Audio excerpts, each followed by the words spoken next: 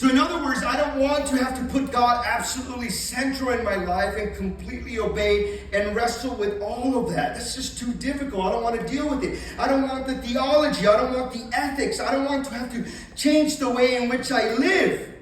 But yet I want to be able to sit down and I want to be able to connect. I want spirituality. I want meaning for my life. I want prayer. I want all those things. Mine is God and Him. And so C.S. Lewis puts it in a very, very interesting way. The question is, what is your theology? What is doctrine?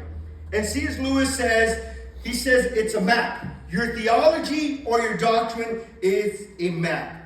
And so he explains it. He explains it in a way, and I'm paraphrasing it here.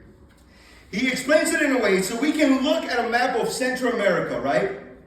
We can look at a map of Central America, and it doesn't mean that you are in Central America. Does that make sense? I can go on Google Maps, I can zoom in, and I can see, San Salvador, I can see Honduras, I can see Guatemala, I can see all the freeways, I can see, the town where my parents are from, I can see where the border's at, and I can zoom in on Google Maps, and I can get a sense of all of it, right? I can see where the cities are at. I can see the layout of the land. So let's just say you say, all of my life I've always believed, right? Bringing it back to theology. All of my life, if you say all of my life I have always believed that I am sinful and that God has come into the world in the form of Jesus Christ and He died for my sins. You know that, right? All your life you understood that. You knew that. And what C.S. Lewis is saying, once you know that, that's a map. That's your map.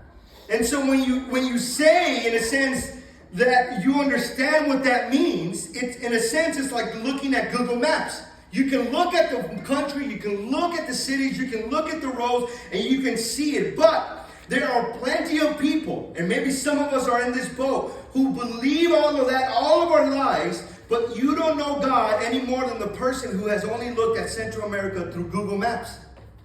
You understand the concept of Christianity, but you haven't committed. And so when it comes to theology, to doctrine, not only do you need to know it, you have to submit to it. And so what Paul is saying over and over again is, if you lose the truth of the gospel, if you lose the truth of the gospel, the freedom is gone, the liberation is gone, the spirituality is gone, the love, the power, the glory, all are gone. And that's why we have to fight for the truth, particularly when it comes to the gospel. And so what is the truth? In this instance, in these 10 verses that Paul is trying to get across, the truth is that you are accepted through Jesus Christ plus nothing. Does that sound familiar? That's what we've been looking at through chapter 1. You are accepted through Jesus Christ plus nothing. We said it again in the beginning. Jesus plus nothing equals salvation. What makes you acceptable, what makes you love, what makes you be received by God is Jesus plus nothing. And so why do we bring it up here in these 10 verses? It's actually, I read it, a bunch of times, chapter 2, and then as I was reading commentaries and I was listening to, a bunch of sermons on this, it just kind of hits you, right? And it's going to be in verse 6. In verse 6, if you look at it, it says, and from those who seem to be influential. So if you read it at first, it seems like Paul seems to be a little bit huffy, right? Or a little bit dismissive. Even from these people who they thought are important, right? That's how you kind of read it at first. You kind of read it as Paul is being dismissive towards those people. So we're reading, from those who seem to be influential, what they were makes no difference to me. God shows no partiality.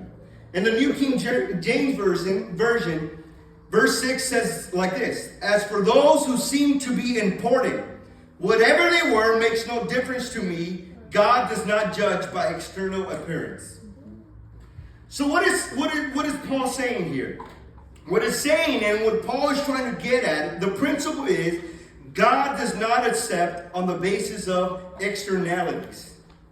That's not how He accepts people. And when Paul says that, he's actually talking about the apostles, right? He's not talking about you and me. He was directing this comment towards the apostles. And again, he's not simply talking about superficiality stuff, right? He's not talking about image or superficial things. He's looking at these apostles with all their achievements, with all their credentials. And what he's saying is the acceptance of God does not relate to the fact that these guys are apostles, that God has spoken to them. The acceptance of God has nothing to do with their achievements or their credentials. The acceptance of God does not relate to externalities, because externalities have to do with what you are doing.